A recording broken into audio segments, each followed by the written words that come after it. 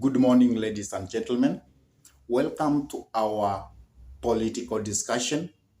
And today we are going to have a political discussion about the tour of President William Samoei Ruto to United States of America when he actually went to attend the United Nations session, 78 session in United States of America. And there are various things that President William Samoei Ruto did and which actually stood for me out. For example, President William Samoei Ruto was able to sell the world about Africa as a continent agenda. He was also able to sell Kenya to the world. So those two things made William Samoei Ruto to stood out as a person who advocates for Africa and as a person who knows what he has to do for his country, Kenya. So that's actually what we are going to discuss about today. But before we enter to that, I could request you kindly to take a minute or two and subscribe to this YouTube channel. Give this video thumbs up, share the video to your friends, and if your friends are lovers of politics, then request them to subscribe to this YouTube channel. And whenever you subscribe to this YouTube channel, always hit the notification bell so that YouTube can always notify you whenever we come up with any political content. Now, let us go back to the discussion about President William Samoei Ruto in United States of America when he went to attend the United Nations 78 session at UNGA in America.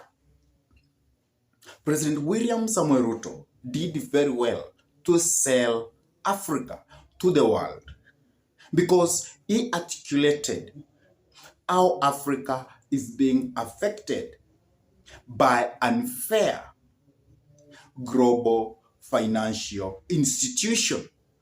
And he also said that it is very necessary for us to reform those financial institutions, and that is World Bank and IMF. Because he said, as it is currently, because of the unfairness of those world institutions, Africa is actually stressed with the debts, and it is actually going not to be able to develop any longer because it is actually suppressed by the unfairness of the World Bank and IMF.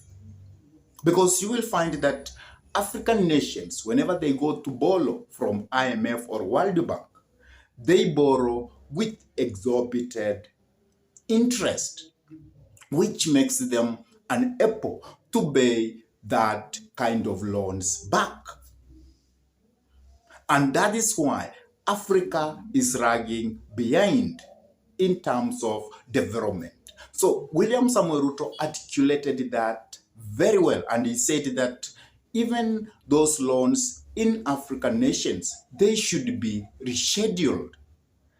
And Africa should be given time to breathe for around 10 years. And then their loans can be rescheduled afresh and to be repaid within a period of 50 years. So William Samoei Ruto articulated that very well. Another thing that William Samoei Ruto articulated very well about Africa is about climate change. And remember, recently we had Africa Climate Summit in Nairobi, where all Africa states came together to voice their grievances as one family. And therefore, William Samoei Ruto carried that to the international community. And then he aired that out in a very articulative way. And that's why even the president of United States of America came and said that it is time for the world to do what Africa had proposed. And even China also came in to give weight to that. So President William Samuel Ruto actually did very well in United Nations when he went there and he represented Africa as really African spokesperson. Another thing that William Samuel Ruto aired is about uh, is about the reform of UN, because he said at this time of age, UN must be reformed, and there is no any reason why we don't have any country in Africa which has been given permanent membership of UN, because Africa as a continent is a very large continent and it has around 1.8 billion people. And how does it come that a continent which is bigger than most of the European countries, like United States, cannot be given even one permanent membership in the UN? So William Samuel Ruto aired that in a very elaborated manner.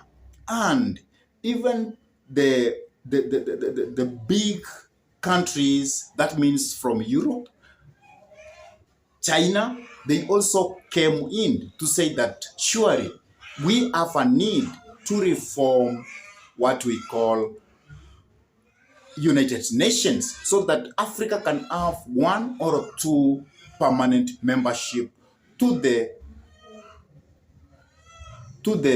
UN Security Council. There is another thing that William Samuel Ruto did very well. Actually, William Samuel Ruto also sold Kenya to the world in a very nice way. He went to the Silicon Valley to tell those people who are capable to invest the importance of investing in Kenya. Because in Kenya, we have educated population.